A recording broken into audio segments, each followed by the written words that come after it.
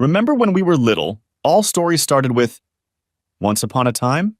My story did too. One bright, sunny November day, I was standing in my driveway one day washing my 2008 Bullitt Mustang.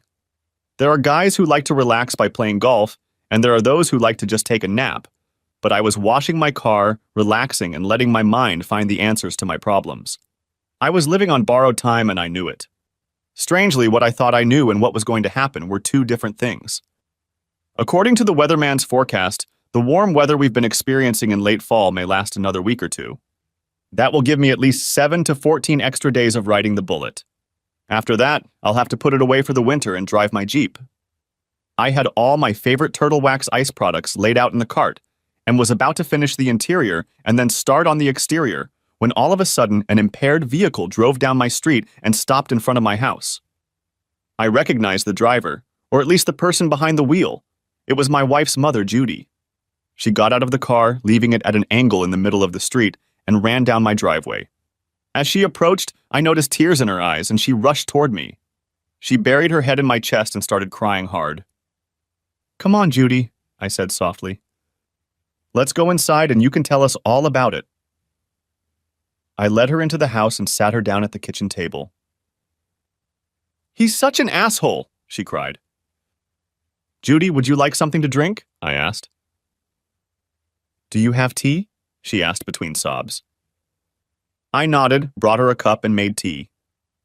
"Judy, give me your keys so I can get your car off the street before someone hits it," I said. She handed me the keys and I carried her into the living room where she would be more comfortable. I yelled upstairs and called for my wife Penny to come down. I slipped out the back door and moved Judy's Accord into the driveway behind my Mustang, but not too close to it. I didn't want the car to get mad at me. When I returned to the kitchen, the tea was ready, and I carried it and the tray of sugar, milk, and a large piece of chocolate cake that Judy herself had brought the day before into the living room. I placed the tray in front of Judy. "Thank you, Donnie," Judy sobbed. "Pen, you are so lucky to have him. You'll probably never have to worry about your husband cheating on you again," she said. I was shocked. I couldn't believe that Ed, Pen's father, could cheat on Judy. I started to walk away, but Judy grabbed my hand. "Donnie, you're part of our family too," she said. "And I want to talk to you." "Okay, Judy," I said. "Why?" she asked me. "Why is he doing this?" "What's he doing?" I asked. "What is it about you men that makes you cheat?" she asked. I started to feel uncomfortable. "Mom, when I was in college, we learned that males are genetically predisposed to spread their seed to as many willing fertile females as possible. Maybe Dad's predisposition is in abundance.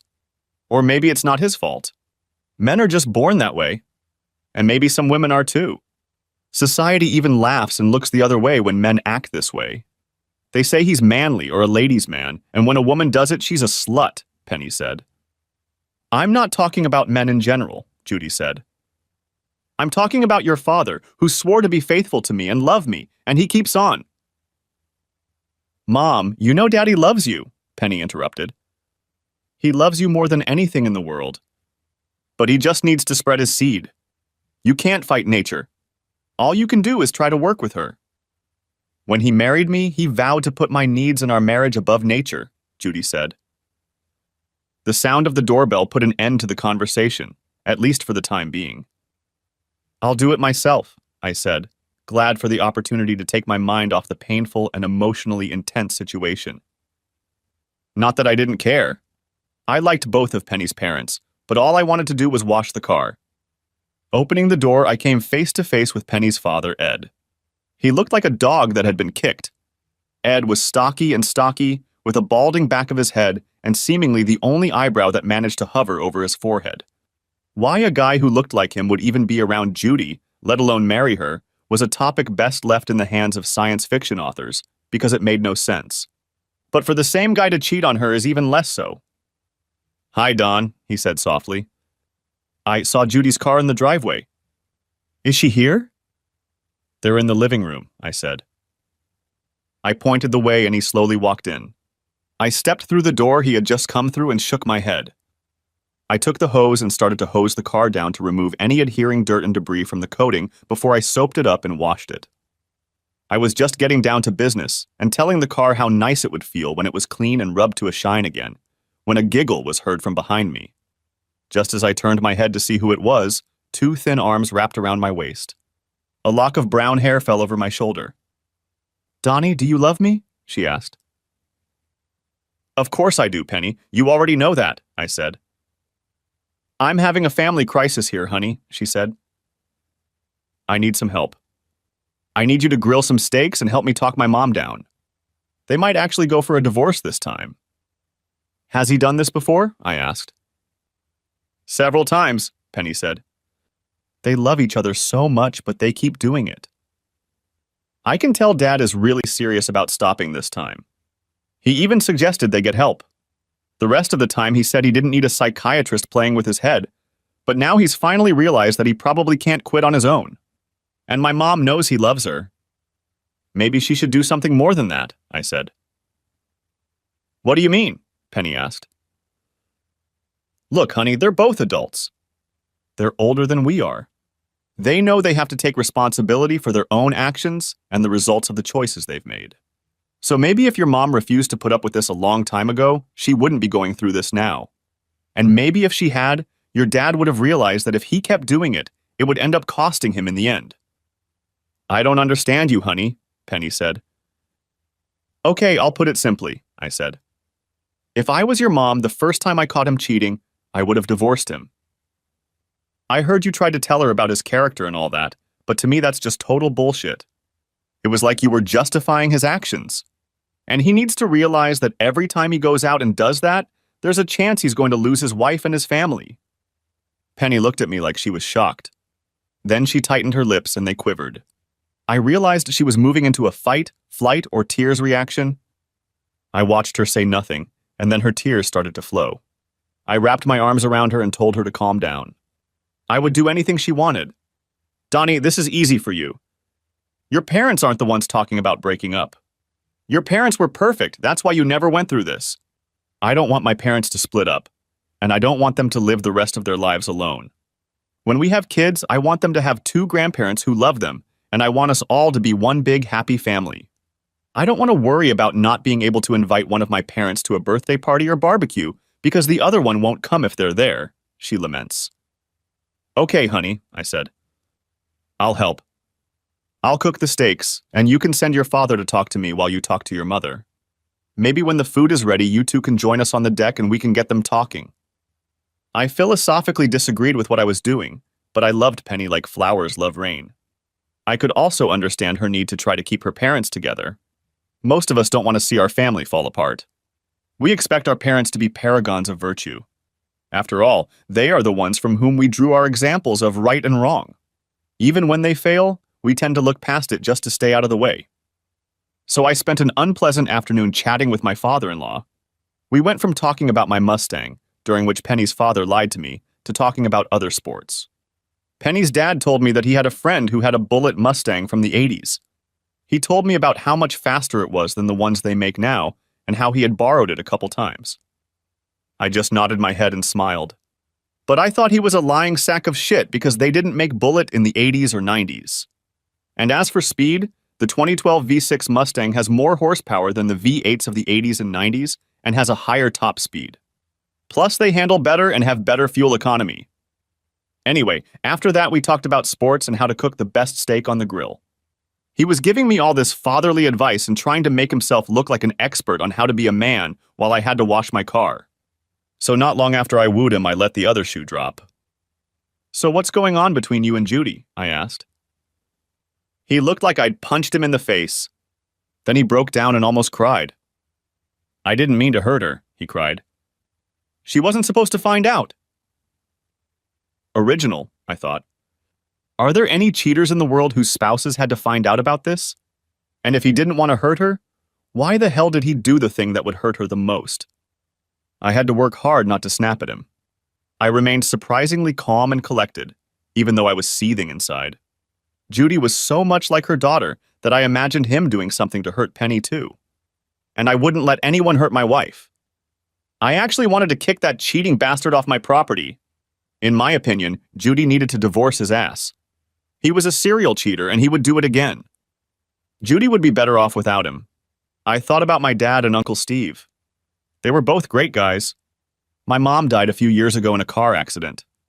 And my Aunt Millie, Uncle Steve's wife, decided in the last years of her life that she was a lesbian. Dad passed away a year or so after Mom, so he was no longer with us, but any of those guys would have given anything to have a woman like Judy in his life. And they'd be better for her than that sack of shit.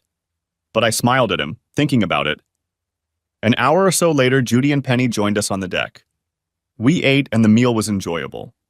Ed had perfected the puppy game. He carried more nonsense than a herd of cattle. I think part of my problem is that in the last few years of my life, I've become estranged from the church, he said. I need a dose of a good book to get me back on track. I looked across the table at him, expecting to see him struck by lightning. When that didn't happen, I yelled out, "Excuse me!" Then I ran into the house and down into the basement. I closed all the doors behind me and buried my face in one of the couch cushions. Then I laughed at the top of my lungs. There was no way that bastard would have the guts to even walk into a church. He was just trying to say what he thought would once again save him. When I finished laughing, tears were still running down my cheeks and my face was red. I went back and sat down at the table. Penny was looking at me strangely. The expression on Ed's face was clear as snow. It was as if he was waiting to be counted among the saints. Judy looked at me and I felt like a jerk. The look on her face spoke for itself. She was really in a lot of heartache. She was on the verge of cutting that asshole out of her life forever, and she was counting on me and her daughter to help her make the right decision. "So, Donnie, do you think counseling might be a way out?" she asked. I looked at Ed, who gave me a barely perceptible nod. And I looked at Penny, who was standing next to him, trying to save her parents' marriage. She, too, nodded almost imperceptibly. Then I looked into Judy's eyes. Only there wasn't a trace of deception in her eyes. And I had done it. I did it for purely selfish reasons. "Counseling is supposed to help you sort out problems in your marriage," I said. "If you get a good therapist, they will sometimes help you see things in yourself and in the relationship that would otherwise go unnoticed. They can help you see patterns of behavior that aren't visible to the average person." It wasn't actually a lie. I heard it on a program about therapy on the Science Channel, so it was probably at least partly true in some situation. Judy looked me in the eye and believed me. She nodded her head and said, "Okay, we'll give it a try." She reached across the table, took Ed's hand and smiled at him. Penny looked at me. I felt like a battered turd. I'm a carnivore. Sometimes I only eat meat and don't eat any vegetables to shove more steak or roast down my throat, but that day I almost threw up from the steak. I felt like crap for what I had just done. "I don't mean to interrupt you two lovebirds," I said. "But I need to show Ed one more thing about my car." While the ladies cleared the table and put the dishes in the dishwasher, I took Ed out to my garage. "Hey, your car isn't in the garage," he said, smiling. "It's in the driveway." I grabbed him by the throat and slammed him into the garage wall with such force that the clock on the wall inside the garage fell and shattered on the concrete floor. "Bastard, that's the first and last time I'll lie to save your rotten cheating ass," I grinned. "If you cheat on her one more time, you'll have more than just a divorce to worry about. Do you understand?" He quickly shook his head. I slammed him against the wall again, just for emphasis. Then we went back into the house. "They didn't make them like this in the old days, did they, Ed?" I asked when we got back to the kitchen. I was smiling this time. Ed tried to fake it, but he had a headache and was in shock. No one had ever talked to him like that before. Penny came out of the pantry and noticed something I hadn't. "Daddy, you have a lump on the back of your head," she said. "Where did you get it from? Are you okay?" "Ha ha," I laughed. While we were in the garage, this clock fell off the wall and landed on Ed's head. And his head is hard as a rock. He smashed the damn clock. He's a tough old bird. Ed nodded his head woodenly. We had a great time with Penny that night. Just a month and a half later, 3 days after Christmas, I hold her hand and put my arm around Judy as we walk into the morgue. We walked forward into an unexpectedly cool room and found ourselves face to face with a man who looked as alive as the people he cared for. "I'm sorry for your loss," he smiled. If his smile was supposed to be friendly or comforting, he failed on both counts. His smile in this situation just looked creepy. He led us to a raised table. I noticed that by then Judy and I were helping Penny as she took uncertain steps. When the minister pulled the sheet off the body, he did it with a skill that many magicians would find difficult to match. I almost expected him to get down on one knee and shout, "Ta-da!" From that moment, as we looked at the lifeless body lying before us, our reactions changed. Penny sank to the floor and began to sob. Judy nodded her head and turned away. I went into shock, my mind racing through hundreds of ridiculous thoughts per second. As I looked at the body formerly known as Ed, I was first struck by how clean it was. Then my brain kicked in and reminded me that they had probably cleaned the body for the autopsy they would be performing soon. I wondered how much an autopsy cost. I counted at least 8 or 9 wounds. "Can you identify the deceased?" the minister asked. Both Judy and Penny nodded their heads mournfully. "Do you have a question?" the crypt keeper asked. "No," I said, realizing how stupid my thought had been. "Once again, I'm sorry for your loss." "Have a good day," he said, turning away. Judy and I took Penny's hands and led her toward the morgue exit. The detective who had led us there was in the waiting room. He put his hat on his head and walked over to us. "So, the deceased was your husband?" he asked Judy. She nodded her head and squeezed my hand tightly. "When he didn't come home from work last night, I got worried. Ed does a lot of things, but he always calls to let me know what's going on," she said. He sat us down around his table and asked if we wanted coffee or something to drink. I looked at the rancid coffee maker and said, "No, thank you." "What happened to him?" Penny asked. "I can't reveal specific details of the ongoing investigation," he began. "But hell, it'll still be in the papers by the time you get home." "Your husband, your father, young lady, was found at the Sly Easy Motel on Sycamore Avenue. A hysterical woman was also on the scene. It took us most of the night for her to calm down enough to talk about it and say anything coherent. Apparently, she and your father slept together in this motel and were discovered by her husband. He kicked in the door and found the two of them together. He kept the last bullet for himself." "You'd better go back to the morgue and say goodbye," Judy said softly. "Ma'am, I'll ask the coroner not to hurt his face," the detective said. "That won't be necessary," Judy said. "Oh, that's not a problem," the detective said. "We do it all the time, and there's nothing to investigate in this case. We have videotape that shows the guy kicking in the door. Your husband was already gone, and there's no way the woman could have moved around the room without leaving footprints." "Detective!" Judy said icily. "I meant it's not necessary. I don't care where he's buried." Judy stood up, and I rose with her. Penny looked at her mother. "She's upset," Penny told the detective, who only nodded his head.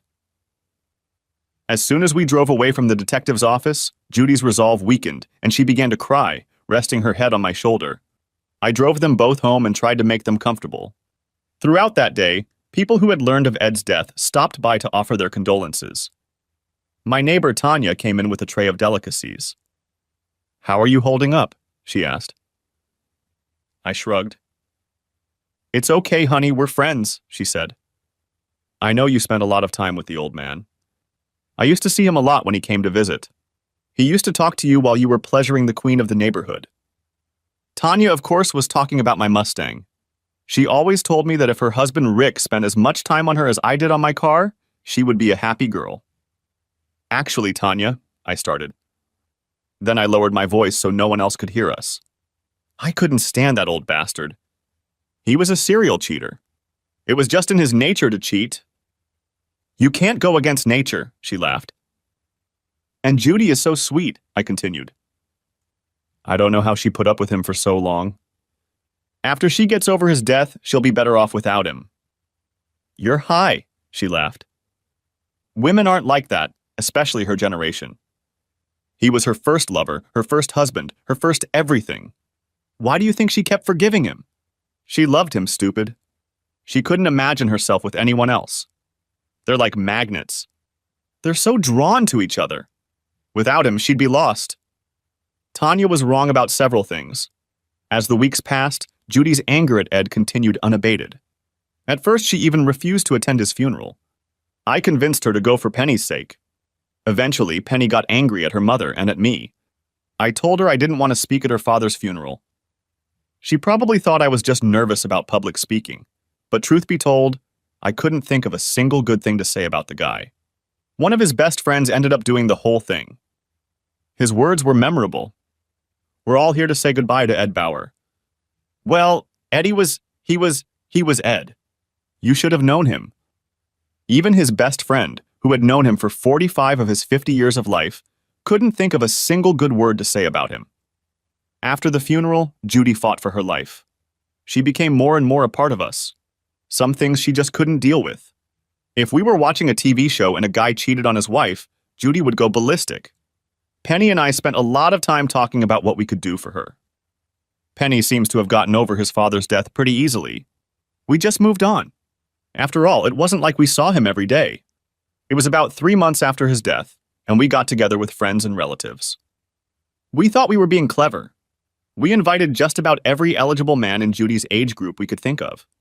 At 43, Judy wasn't old and looked like she could have been Penny's sister, not her mother. It wasn't the guys that were the problem. They were all around her. The problem was Judy. She was sweet, kind, but she was a one-woman show. She didn't know how to flirt or work the gym.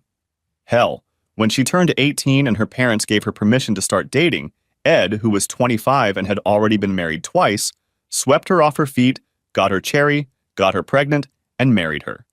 Ed was the only guy she'd ever dated. Judy just didn't know the rules of the game or the game itself, for that matter. That first time, we didn't expect anything. We figured we would have to make these little get-togethers a regular occurrence before we would be successful. The problem started after the party. As we were tidying up, I noticed Penny's cell phone on the counter. As I approached the counter, it beeped. The chirping meant she had a message. I figured it was a message from her mom thanking us for inviting her to the party. I turned on my phone and went into shock as I read the message. I scrolled back through her messages and even located the location. Penny was texting some guy and was dating him. I went into shock. For a long time, I just stood there staring at her phone. I felt like my world was ending. I had no idea that any of this was happening or even possible. Penny and I spent a lot of time together. When did she have time to have fun with anyone else? In fact, that's why I helped with the cleanup. Our minds are a very tricky place. Because as I stood there holding the little piece of plastic, glass, and electronics I had bought for her, I felt sick. I also felt really stupid because she had given me all the clues. When her father was caught, Penny always took his side. Most women wouldn't be so quick to defend a cheater, even if it was their own father. Penny, on the other hand, vigorously defended him. I didn't even consider that maybe she had her reasons. When she defended him, she always adamantly swore that her father loved her mother. It was just his nature to deceive. Perhaps it was a case of like father and like daughter. After all, you can't go against nature. I guess I was expected to react the way Judy did and just accept it. Judy was very fond of the asshole. She had her own nature too. She was loving and forgiving. Maybe that's why she forgave him over and over again until the very end. Maybe that was what her anger at him was all about. Maybe she was angry not that he had been caught cheating again, but that his death had robbed her of the opportunity to forgive him again. Someone's not doing their share of cleaning, Penny smiled. But that's okay. I've done enough for both of us. Why don't we move to the boudoir? Honey, I really need to adjust the brakes, I said. I watched her reaction as I said this. Her face showed signs of sadness, frustration, and anger. How long will it take? She asked. If I do them all, it will take me almost all night, I said. Can we do it another time? Can we do it tomorrow night? She looked at me strangely. And then different thoughts visited me. Maybe I have something else planned for tomorrow, she smiled. After all, it's not like we're doing something almost every night. Maybe tomorrow would be my turn. The thought of what she'd just said pissed me off. So she thought there was a possibility that I had jumped her after she was with some other guy. I wondered how long this had been going on. All I knew was that it was over at this point. Honey, I would love it if you wouldn't do the breaks and just come to bed with me, she said. Honey, I'd love it if you'd let me do the breaks because I just spent all day grilling and entertaining people at a party for your mom, for you, I replied. If you really loved me, you'd do the breaks later, she said. If you really loved me, you'd let me do the breaks, I added. "What's wrong with you, Donnie?" she asked.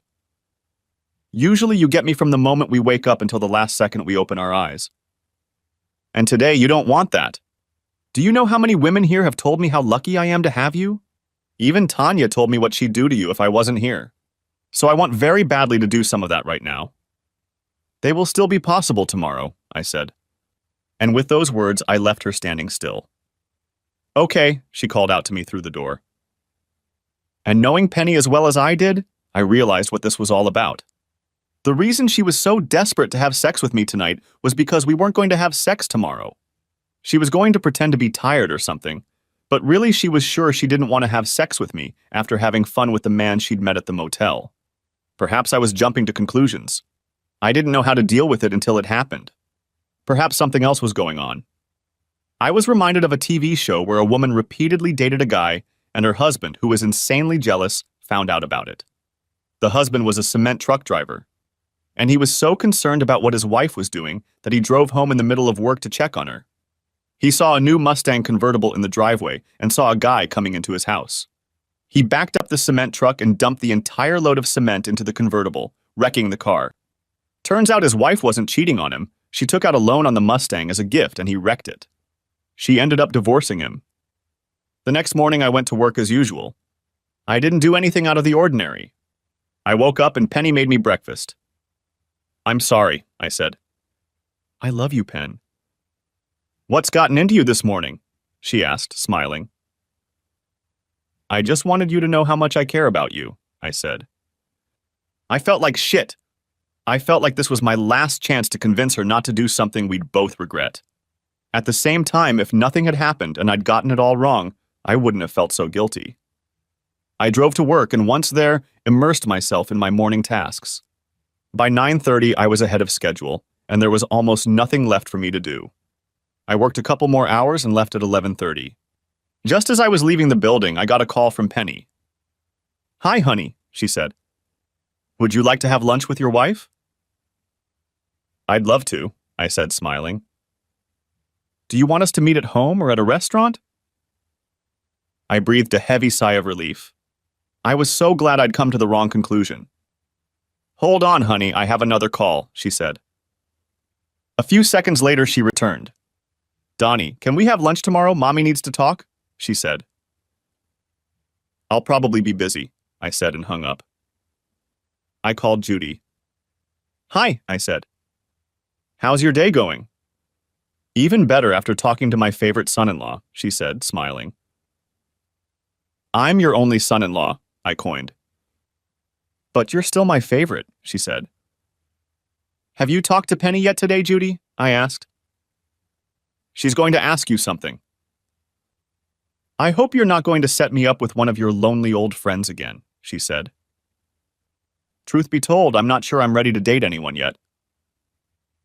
"No, I just wanted to take you out to dinner for a threesome," I said. "Oh, good," she said, smiling. "I'm going to like that. When she calls, I'll pretend to be surprised." "Bye, Judy," I said. "Have a good day."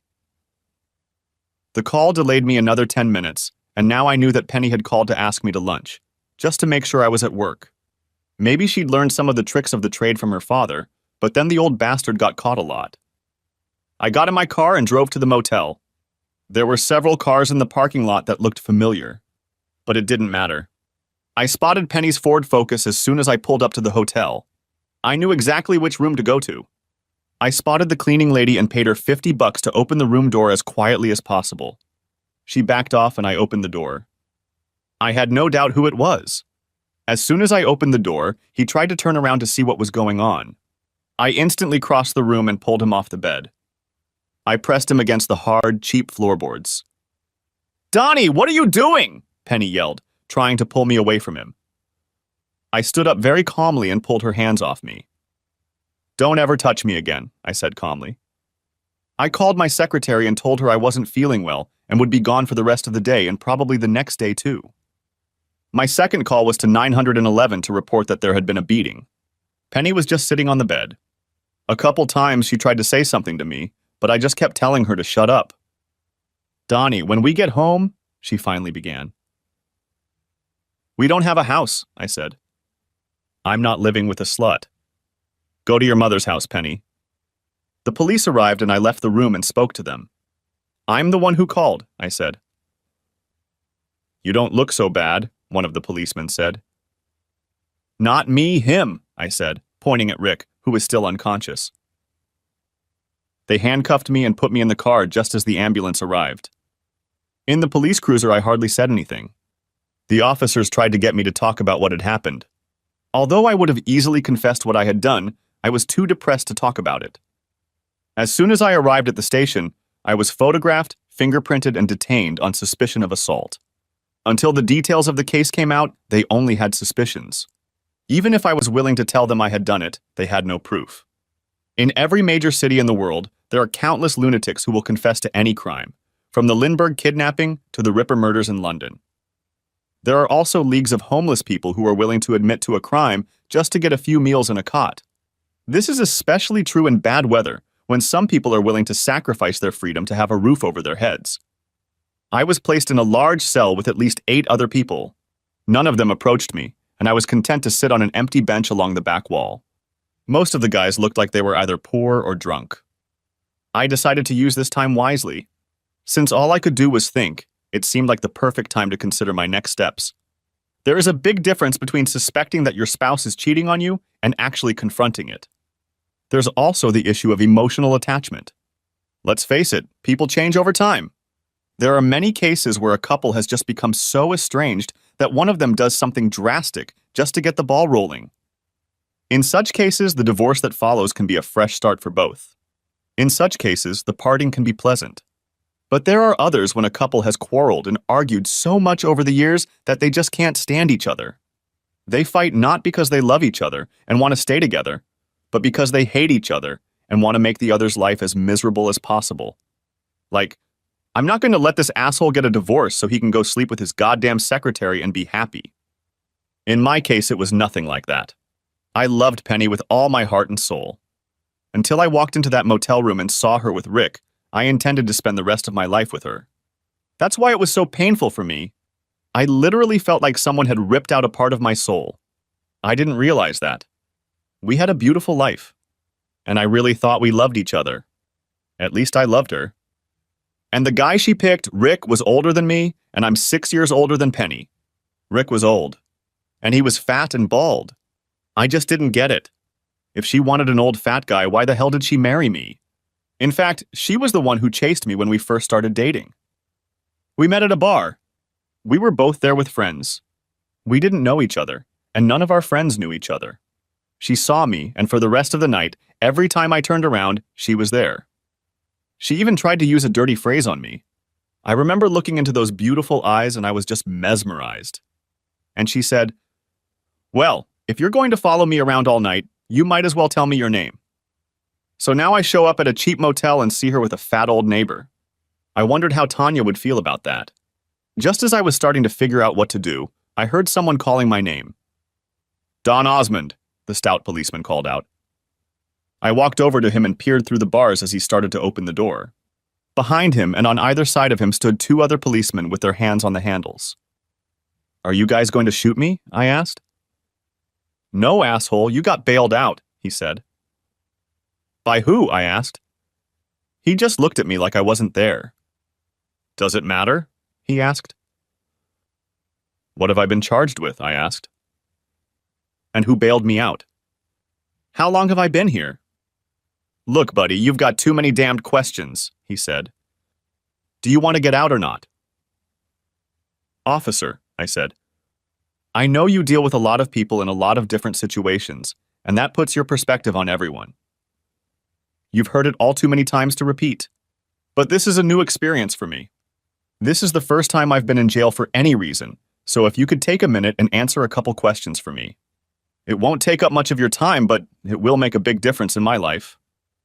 The other 2 policemen turned to look at him. "All right, shoot," he said. "It's 2 o'clock in the afternoon, and you've been here almost 2 hours.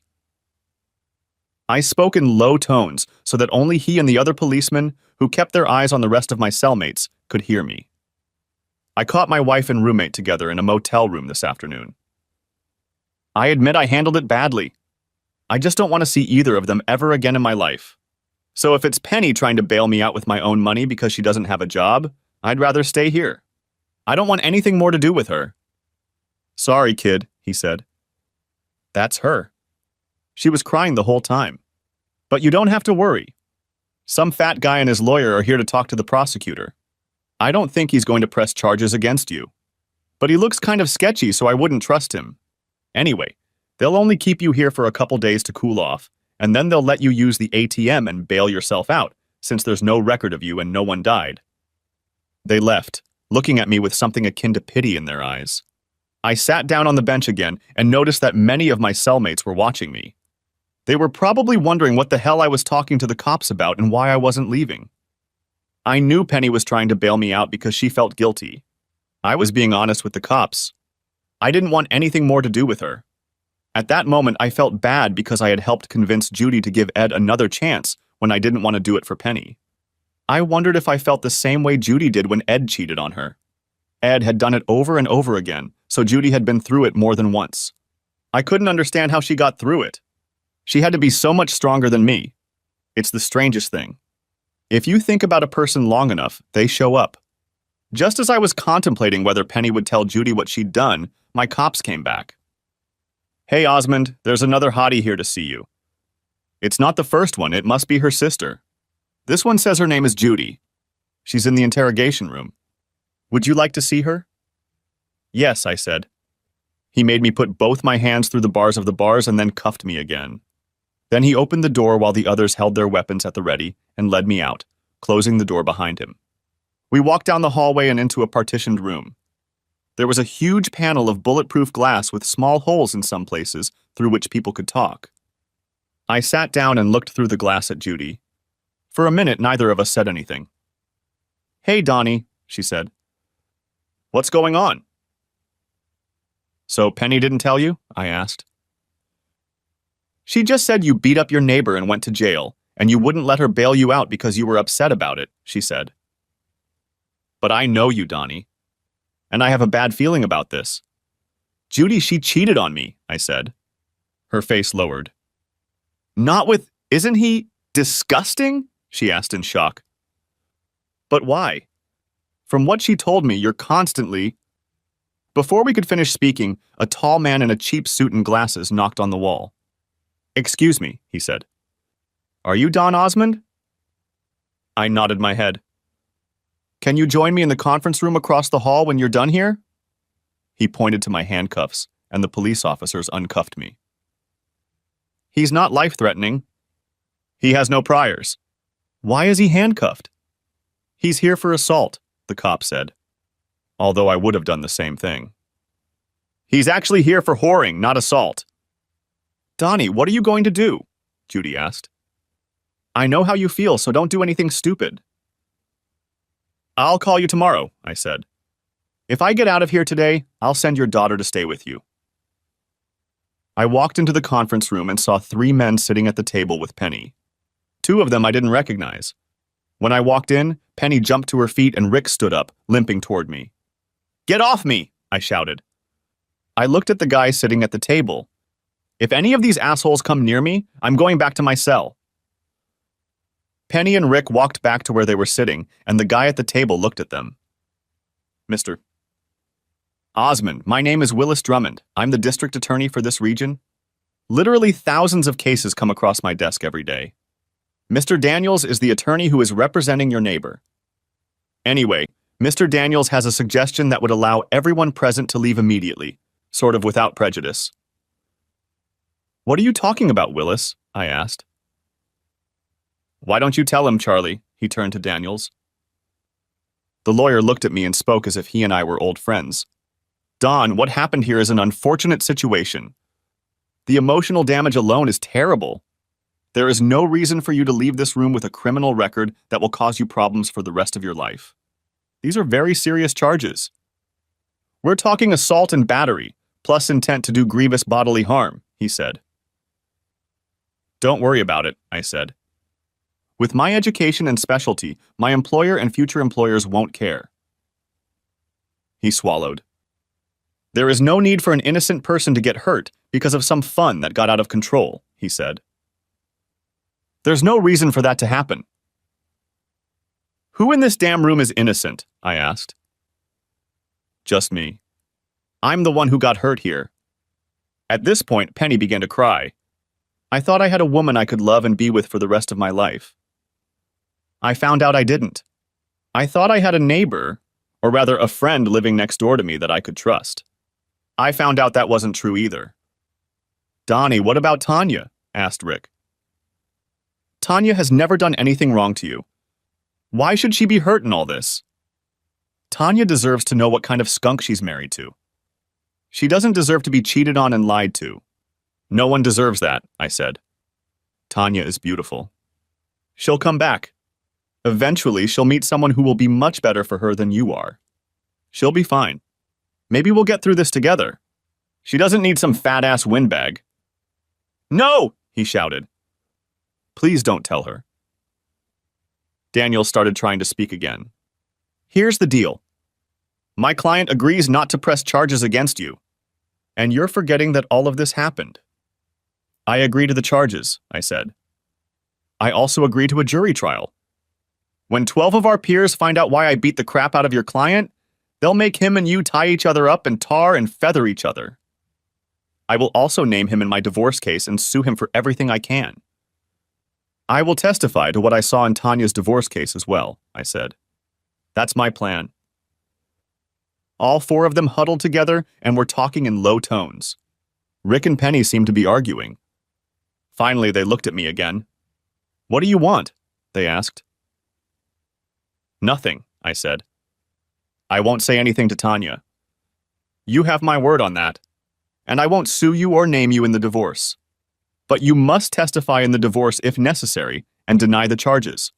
You also agree to never speak to me or come within 50 feet of me or my things without my permission. Sold, he said with a wide grin on his face. Hey, wait a minute.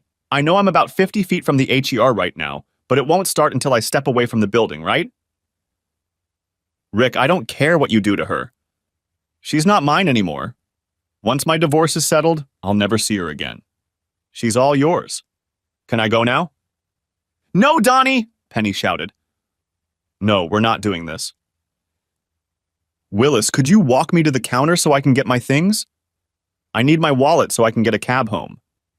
As I walked down the hallway, all I could hear was the sound of Penny crying. When I got home, Tanya was in the yard. She came to the fence and talked to me. Where have you been, stranger? She asked. My husband got into the wrong neighborhood and they robbed him. They blacked out both his eyes and broke his nose, poor little guy. It's hard, Tanya, I said. I'm sorry to be so abrupt, but I've had a rough day too. We'll talk later. Hey, send your wife over here, she said. Tanya, I don't have a wife anymore, I said, and walked out into the house, leaving her in shock. As soon as I entered the house, the phone rang. I noticed it was Penny's cell phone, the same phone that I had used to find out what she was doing. I just let it ring until voicemail answered the call. After the 5th time it rang, the phone went silent and abruptly turned on again. This time it was Judy's home number. I picked up the phone to tell Judy to call her daughter off. Judy, can you... I began. Honey, you have to... I hung up the phone. It was about a half hour before the phone rang again. I looked at it. It was Judy's cell phone. I picked it up and didn't say anything. Donnie, honey, are you here? She asked. Hi, Judy, I said. I had to give Penny hot tea with a couple sleeping pills, she laughed. She's out of her mind. She's crying and screaming and blaming everyone for ruining her life. I don't doubt it, I said sadly.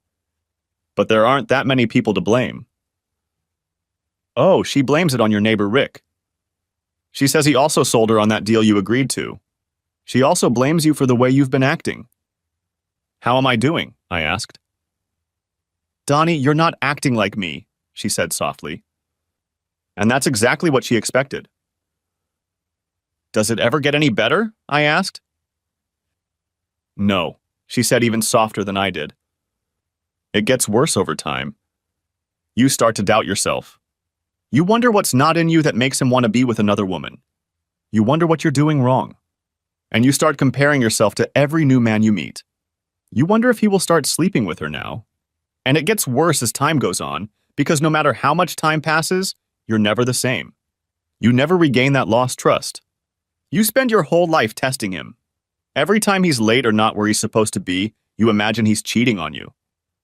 Judy, can I tell you something? I asked. Of course. We're family, she said. I lied to you, I said. When we were trying to get you to get Ed back and go to counseling, I thought at the time that you were supposed to drop his cheating. But you told me what Penny wanted you to say because you love her so much, she finished. I know, Donnie. You're a terrible liar. Your mouth says one thing and your eyes say something else entirely. Ed was stupid, I said. No one he could cheat with was worth a quarter of you. Apparently it runs in their family, she said.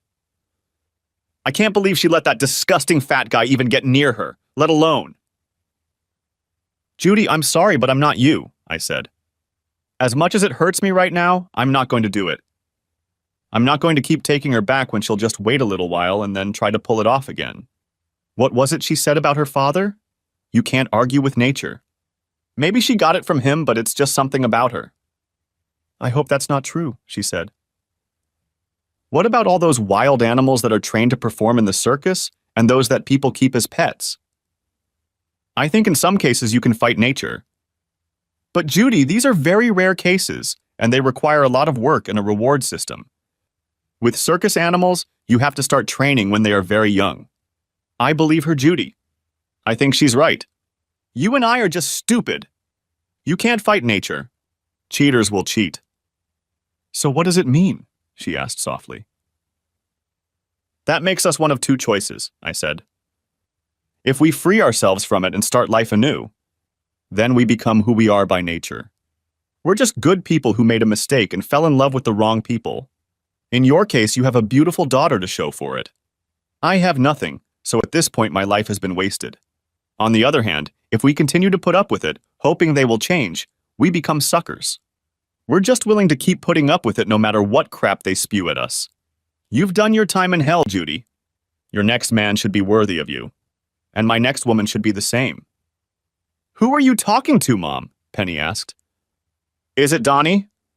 Does he want to talk to me yet? Did you tell him how sorry I am? Did you tell him it wasn't my fault in any way? Bye, Judy, I said. I see you have your hands full. Over the next few days, I talked to Judy a lot.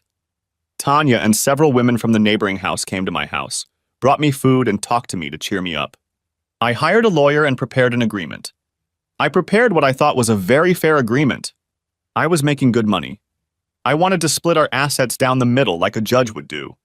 I knew it wasn't really fair to me, but I didn't want Penny to be left destitute. I simply had no intention of trying to save our relationship. I didn't want things to get ugly, but if need be, I was willing to drag Rick to court or get him to sign a deposition. If things went to the worst-case scenario, I'd be an asshole if I had to. I'd just take most of the money out of my accounts and leave her whatever she could get from the sale of our share of the house. My lawyer talked to Rick and got him to tell me everything about what happened between him and Penny. It had been going on for over 6 months. He was also sure he wasn't the first. I asked Judy if I could come over and talk to her and Penny. I drove up and Judy opened the door for me. I hugged her and kissed her on the cheek. Penny walked over to me. Honey, you have no idea how much I've missed you, she said. Penny, I came here to make things as easy as possible for you, I said. I didn't want some stranger ambushing me to hand you the divorce papers, so I brought them myself. No, Donnie, she shouted. I'm going to stop. This will never happen again. You have to give me another chance. It was a mistake. I just couldn't help it. I'm going to see a counselor. Penny, that won't help, I said. It's not like it's the first time. My lawyer questioned Rick. We know all about it. You and Rick have been dating for over 6 months. And I don't think Rick was the first. How the hell could you even look me in the eye? It was just sex, she said. You and I are so much more than that. You and I are so much smaller than that, I said. We used to be so much bigger. Now all that's left is a gold ring. And that ring means nothing when the vows we made are broken. Donnie, please, she began. No, Penny, I replied. I'm not going to live like that. You're just being unfair, she whined.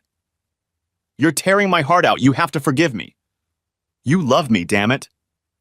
Penny, shut up, Judy said. Mom, don't get involved, Penny said. He's just being unreasonable. It doesn't work that way. He just doesn't want to forgive me.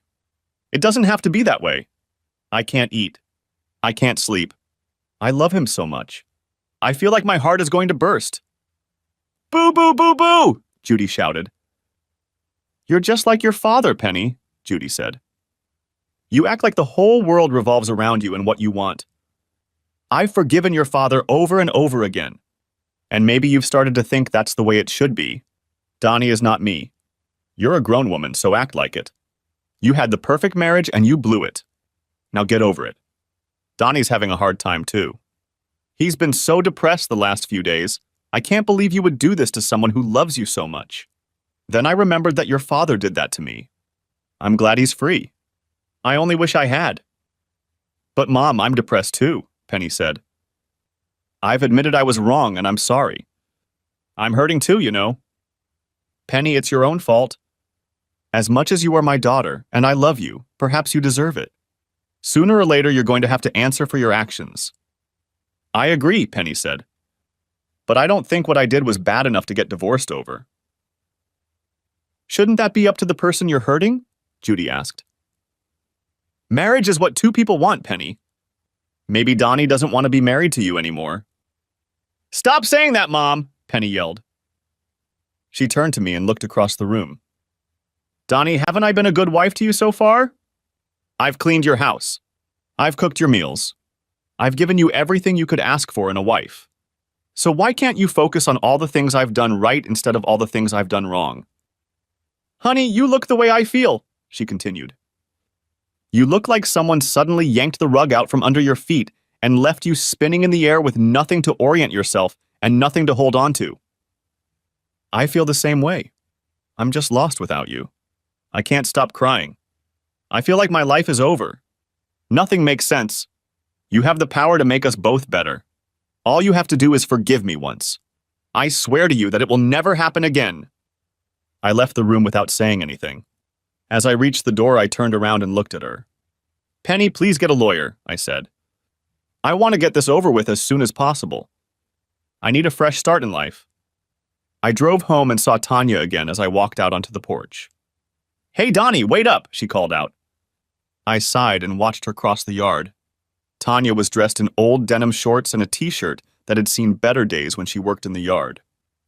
The t-shirt had the name of some obscure band printed on it, and it was almost soaked with sweat.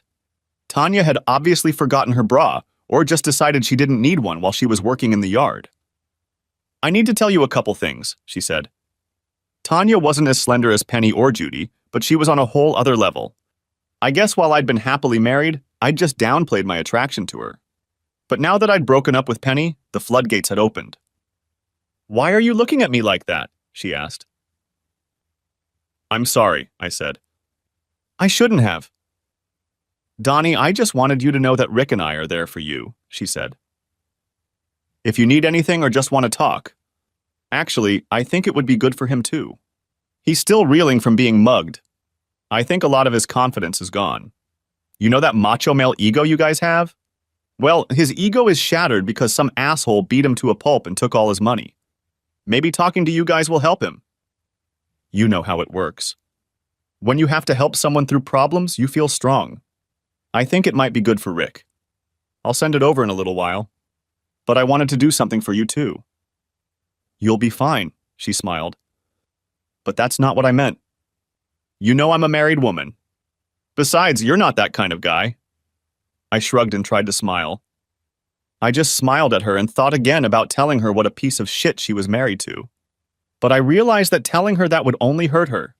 Besides, Rick getting his ass kicked by me and thinking he might lose his marriage was probably doing everything he could to be the husband she deserved. Why should I put her through that kind of pain just to get the pleasure of it? By doing that, I would be as bad as Penny and Rick. It's a cruise, Donnie. We have a client, a large website for singles. They have organized a cruise for many of their members on a large cruise ship. They've already paid for their members, and there are still cabins available on the ship. They have already made their profit, so it doesn't matter if there is another single guy on the cruise. 10 days of fun, sun, and laughter will help heal a broken heart. Who knows, you might even meet someone. I'll think about it, Tanya, I said. But I really don't think I should try to date anyone until my divorce is finalized. You know what I mean? She smiled. You're a good guy to the end. Whatever Penny did, I hope she realizes what a fool she is. Let me know about the cruise, okay?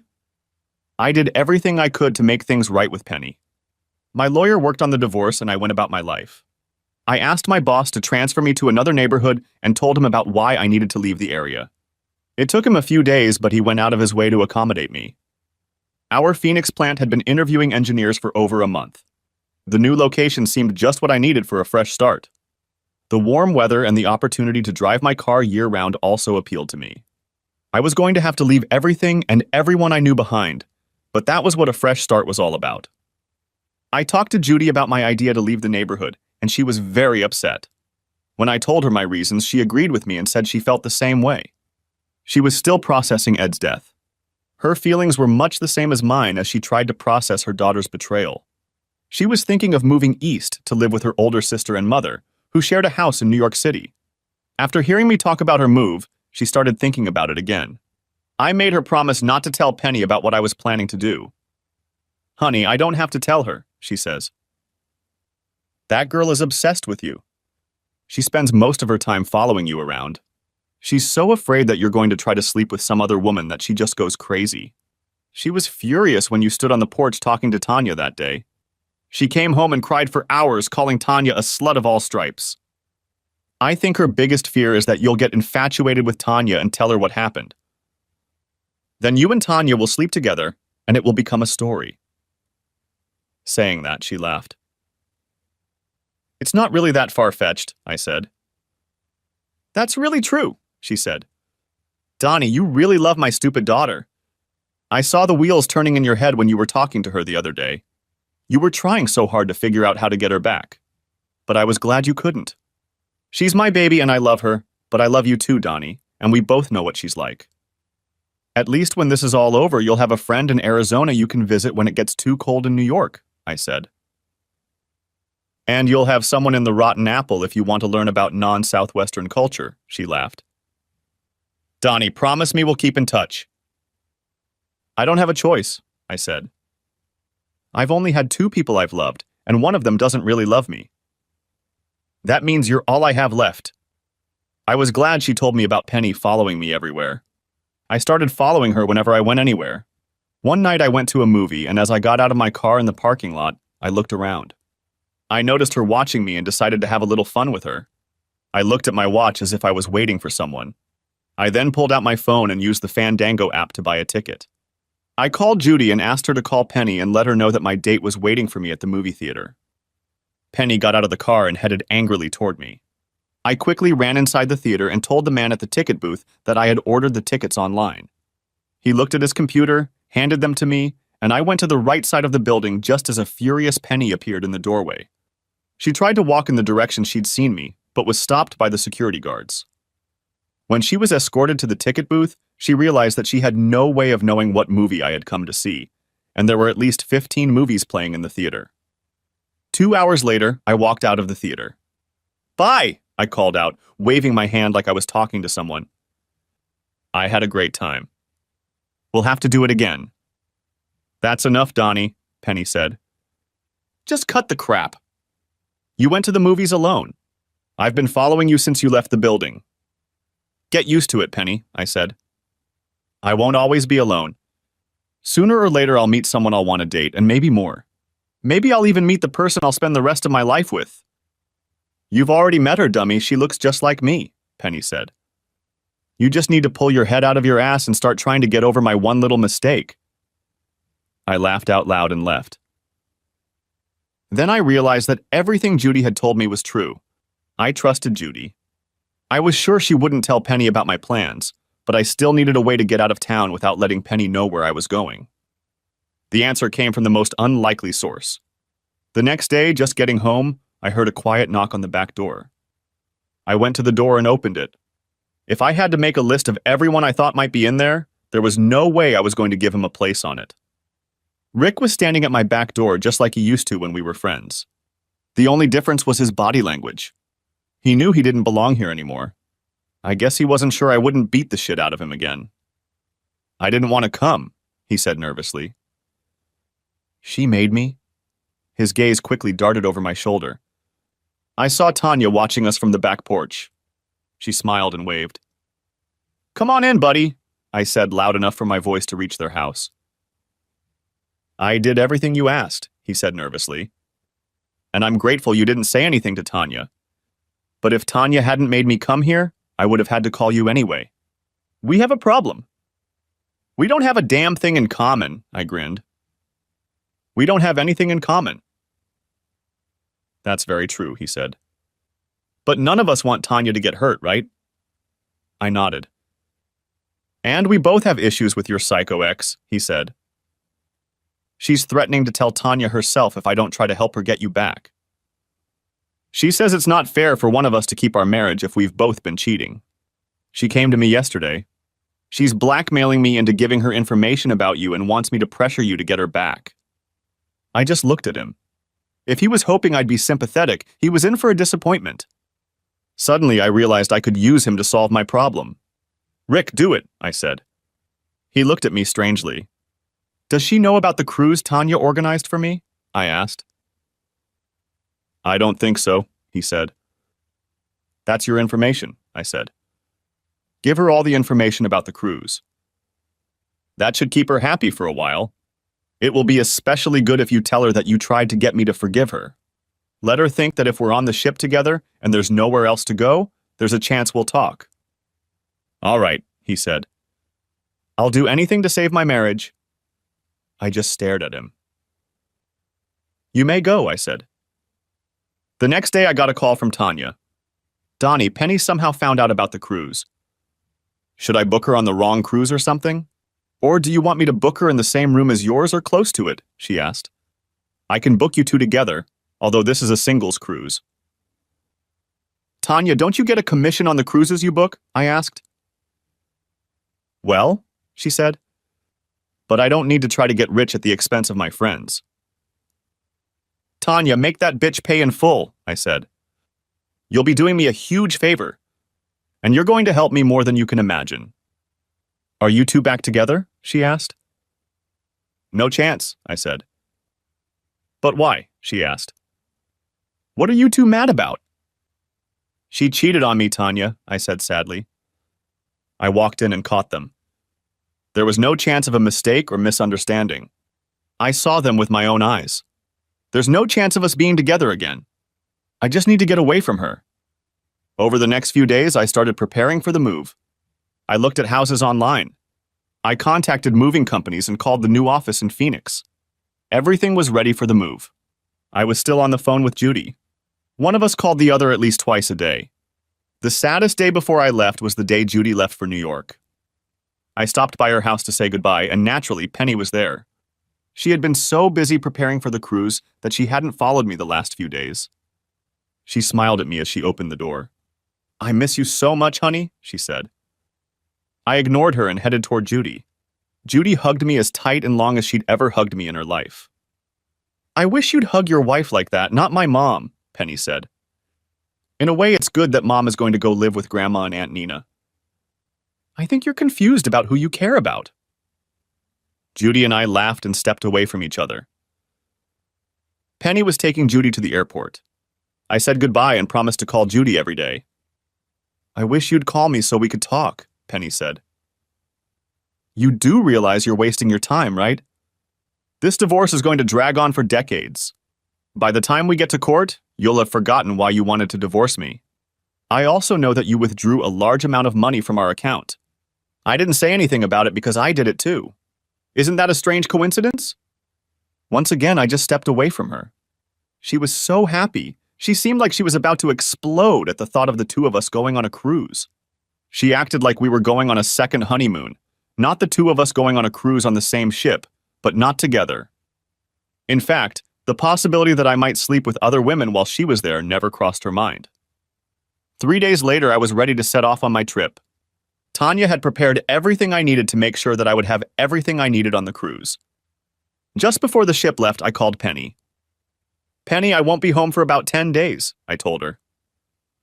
"If you need to let me know anything regarding our divorce, you'll have to see my lawyer." "Thank you for telling me," she said cheerfully. "I hope you enjoy wherever you go.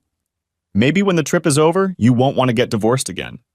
Maybe something will happen during your absence that will remind you of how much I love you and that we need each other." "Not much chance of that," I said, laughing. She laughed too. "Is it so hard for you to admit that you still love me, Donnie?" she asked. "No, it's not," I said. "I still love you. I just want you to love me enough to make me enough for you." "It is, you fool," she said sadly. "Have you ever heard the expression, once bitten, twice shy?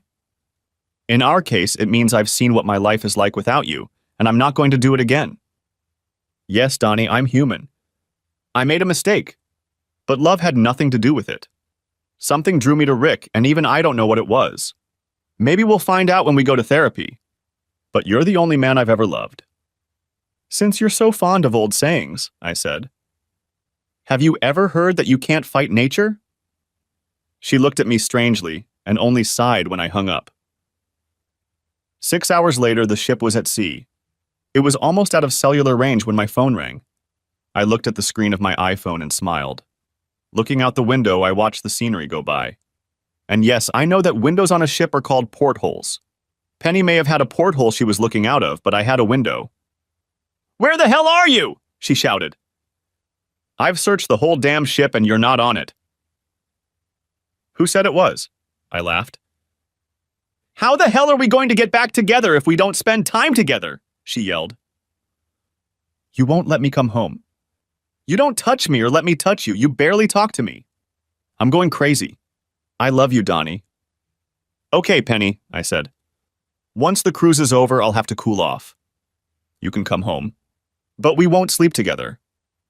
"I swear I'll do whatever it takes to get a place in your bed and in your heart again," she said as the phone rattled.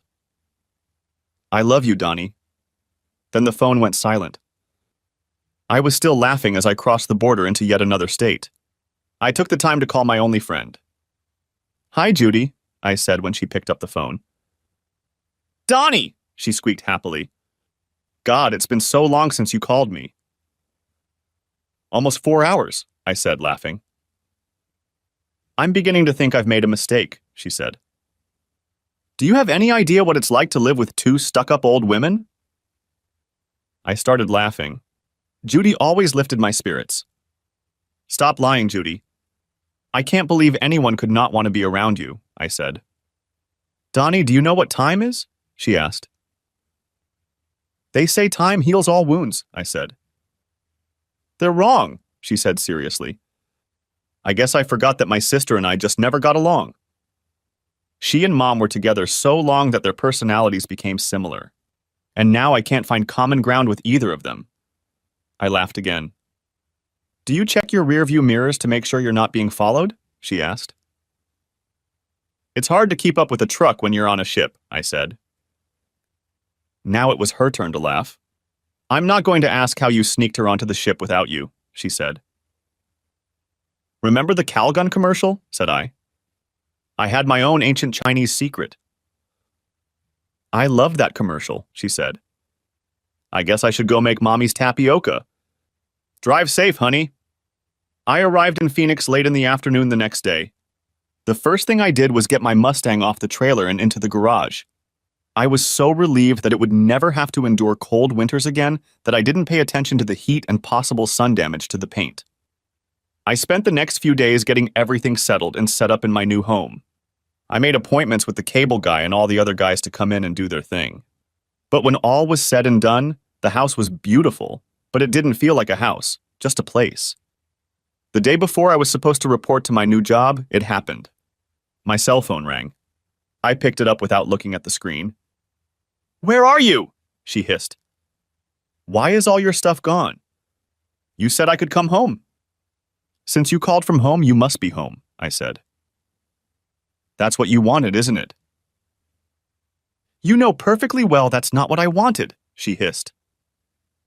I don't want an empty house.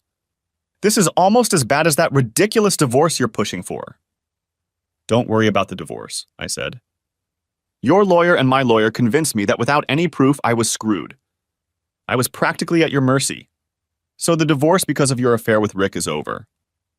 Good, she squeaked. Now where are you, sweetheart? I'll come to you. I filed again, I said. And this time I'm not going to be so damn nice.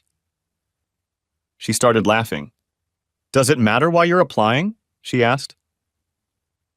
Call your lawyer Penny, I said. He already has a copy of the case. Not only will I get a divorce, I'll probably be able to leave you next to nothing. Also, Penny, call me back soon if you want to make arrangements. I'm changing my cell phone number tomorrow. It was only an hour before Penny called me back. Okay, Donnie, you win. I signed the papers. How the hell did you get the video? I hired a private investigator to take my place on the cruise. I knew that when I wasn't around, you'd have no reason not to act on your desires. All I did was set you free. You can't fight nature. For that matter, I never watched the video. I had no desire to watch it. Thank you for proving me right about you. Donnie, I can change, she said. I don't think you can, I said. And to tell you the truth, I don't think you should. You're free now. Do whatever you want to do. I'm free too. I can find someone who will love me the way I need to be loved. Donnie, you just don't understand, she cried. It's me. Don't you get it yet? My father loved my mother more than anything in the world. Yes, he cheated on her. But it didn't mean a damn thing. It was just sex. He and my mom were in love. That's why she could never let him go. And you and I are the same. You're gonna miss me. And when you do, I'll be here waiting for you. But I'm going to make you regret putting me through all this. 3 weeks later, I called Judy every day. There was a note of sadness in her voice that I recognized immediately. Okay, Judy, what's wrong? I asked. I'm fine, she said. I'm just a little out of sorts. Judy's trying to take all this shit out on someone who doesn't know you, I said. Tell me what's wrong. Donnie, moving here was a mistake, she said. I spent most of the money I got from selling the house to pay the taxes on this place and make some improvements. Now I'm stuck here. I have money left over from Ed's pension, but it's only a monthly check to cover my expenses. I don't have enough money to move anywhere else, let alone buy another house. I had thoughts about how great it would be to move in with relatives. I guess I just didn't want to be alone. I had over 20 years of living with someone else and... Good thing you still have family to move in with, I said. Oh no, she said. There's no chance of that. You have no idea what Penny's been up to since you divorced her. No, I don't, I said. But I wasn't talking about her. Why don't you come here and live with me? I've got plenty of room and I'd be glad to have you with me. Donnie, are you crazy? She asked. I can't live with you. You're my daughter's husband. Not anymore, I said. Why not come visit, and if you don't like it, you can always go back to New York. Okay, she said. How about a week's visit? I still need to make sure you're okay. I've been visiting Penny and your old houses. Well, you don't recognize it. Judy came and stayed with me for a whole week. She had so much fun that when it was time to leave, she didn't want to. We did everything together and we had fun. She made me go and see all the sights in the neighborhood that I hadn't made time for before. We also went shopping and she talked me into buying a lot of things for the house. In just a week, my house started to feel like home to me. I dreaded the thought of her leaving. She didn't say a word to me, and I decided that I would drive her to the airport the next day. That morning, she made me breakfast and asked me why I was so depressed. Our week is over, I said. I'm going to miss you very much. Can you come back and visit me again soon? No, she said. And really, Donnie, I don't think you want to. Judy, you're my best friend. Of course I want to, I said. Don't you want to come back and visit me? No, she said, smiling. Because if I come back to visit you, it'll mean I'm gone, and I don't want to do that. I smiled and grabbed her. We had another of those long, tight kisses, and I think we both knew something was going on. But neither of us was ready to admit it. The next morning I woke up early and she made breakfast for me again. "I can't send you to work on an empty stomach," she said. "Besides, I'm taking you to work today. I need the car to go shopping. We need groceries." "Are you sure you don't want to just drive the truck?" I asked. She stuck out her plump lower lip and held out her hand. For some reason, no red flags went off in my brain. Even though I'd never let Penny drive my Mustang, the thought of Judy getting behind the wheel didn't seem horrible. I gently placed the keys in her hand and was rewarded with a smile that made my day better. After I had breakfast, we got in the car and drove to my office. I expected her to leave, but she got out of the car and came in with me. She looked around my office and even met my secretary. She smiled and led me to my inner office. "So why haven't you slept with that one yet?" she asked. "She's not my type," I said. "She just laughed and said she'd pick me up after work." I came home in the evening and we grilled steaks on the deck and watched the sunset. I noticed that she didn't just go shopping that day. She decorated some of the rooms. A picture here, a trinket there, and it all started to look more like home. Things progressed very slowly over the next few weeks. But they did progress. I think what I had always felt had somehow crept up on me anyway. It got to the point where I just lived in the evenings with Judy. Sometimes we'd take long drives on deserted roads and photograph landscapes and scenery. Other evenings we'd head into town to see a movie or try a new restaurant. But most of all, we both enjoyed quiet evenings at home. I honestly think I was the one who kept suggesting we go out. I think I was afraid that things might go wrong if we were alone together too much. I think we had been living together for about 5 months when it happened. It was Judy's birthday, and I wanted to take her out on the town. I bought her a present. A diamond necklace, and I made reservations at one of the swankiest restaurants in town. We had a great dinner, and a strolling violinist serenaded us, ending with a rousing jazz version of Happy Birthday. I pushed the box across the table and her eyes lit up. When she saw the necklace, her mouth dropped open and she asked me to put it on her. I noticed that she was smiling, and then I noticed that she was pointing behind me. I turned around and finally noticed the waiter behind me. "I was just saying, sir, that your wife is the most beautiful woman here," he said. "You're right about that," I said. "Donnie, you should say thank you, silly," Judy giggled. "Or at least correct him. He thought we were married." "I couldn't thank you enough," I said, "because that would have meant that I had something to do with you being so beautiful." And I couldn't correct him because I don't have a problem with anyone thinking that we. "Are you ready for dessert?" "Yes," she said. "Can we take it with us? And can we eat it at home?" I don't think anyone can imagine how pleased I was to hear her say those words. All the time she had lived here, she had called it my house, which had become home. Hearing her call it home gave me a warm feeling. When we got home, it seemed like the perfect ending to a wonderful night. It seemed strange to me. Maybe I'm getting old by the time I'm 30, but I was happy. I didn't need anything else. When we got home, we made love, and after a shower, we collapsed on the bed. "I love you, Judy," I said. 5 months, she said. "I can't believe we could do this for 5 months." "We wouldn't be able to," I said. "None of us are the type to just jump into bed with someone." "Maybe not," she laughed. "But we're both the kind of people who love very deeply and very exclusively." The next night when I got home, I had dinner and something else waiting for me. "I wanted to make sure last night wasn't an accident," she laughed. We made it a rule. We never mentioned Ed or Penny. The past was behind us, and all we wanted to think about was the future. We had so many good times that there was no time for the past. We did a lot of things for the first time together. But the one thing we never talked about was marriage. I don't know why. Everyone we knew thought it was. But we just never brought it up. But then again, we were too busy with the present and planning for the future to think about the past. That was until it came for us. I guess we made one mistake. When Judy moved in with me, we had to move the rest of her things to Phoenix from New York. Penny went looking for her mom, and her grandmother and aunt, neither of whom knew anything about our situation, happily gave her the address. After that, the comedy of bad timing began. One Saturday, I went out to buy a few things so Judy and I could barbecue and bask in the sun in the big hammock on our deck. While I was gone, Penny showed up on our porch.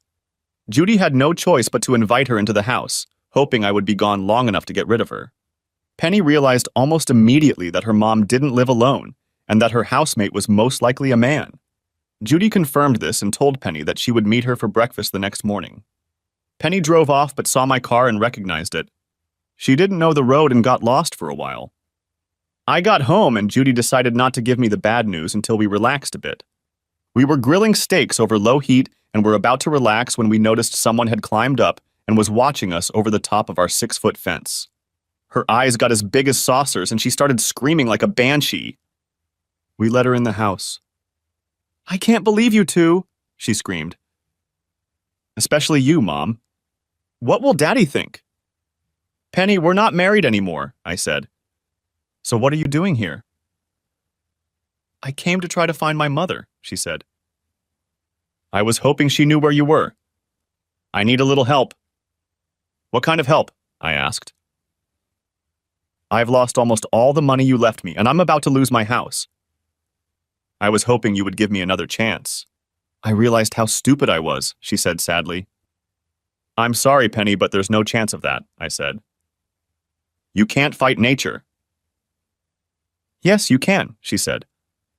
"If you want it bad enough, you can do anything." "I swear I've changed."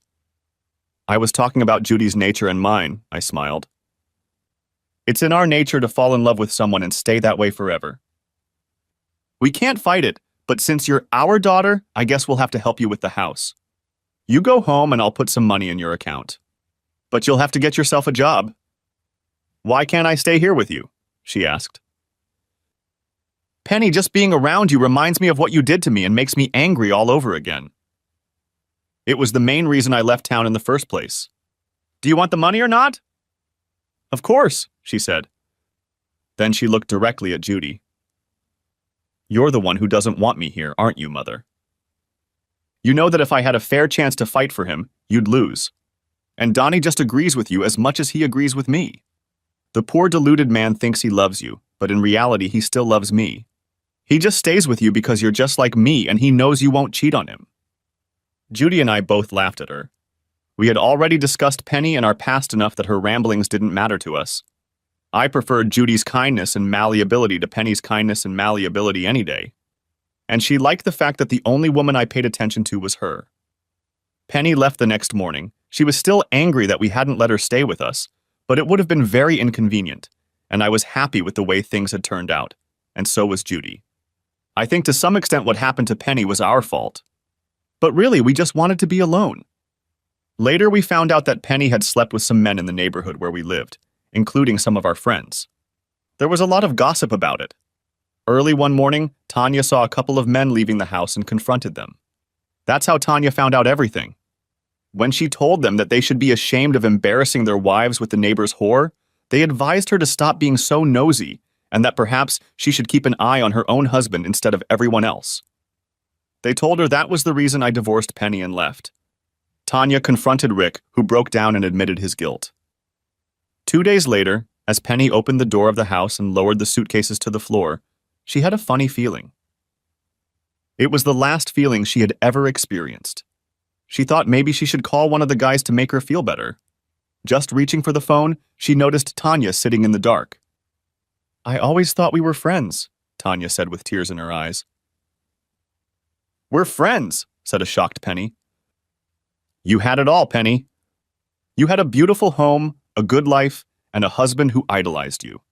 Why wasn't that enough?" Tanya asked. "I never thought he would find out," Penny said. "I love him so much, but I couldn't control myself. I guess it's just something in me. Like my father's. I guess you can't fight nature. When you're overcome with that kind of desire, you can't stifle it." "Let me try to destroy it," Tanya said, and took a bullet straight at Penny. Tanya called 911 and waited for the police. It was ruled a crime of passion, and Tanya was sentenced to 8 to 15 years. Rick vowed that he would wait for her and visit her every week. Judy and I got married. When Penny was gone, we really were all each other had. There were articles written about Judy and me. Although it happens a lot more often now, it's still big news when a woman in her 40s carries a baby to full term. We had twins, and we didn't name them Penny and Ed. We stuck to our rule of putting the past behind us. Judy and I often visit Penny's grave and talk to her. It is sad and terrible when someone dies, and neither of us wish that fate for her. Neither of us had anything to do with her death, but we both feel some guilt for it. Both Ed and later Penny were victims of their own nature. It is sad and yet poetic that Penny refused to learn from her father's example and thus condemned herself to the same death. I guess you can't fight nature after all. This part of the story usually says they lived happily ever after, and believe it or not, we did. The end. Thanks for watching. I hope you enjoyed it, so subscribe to my channel and watch the next video.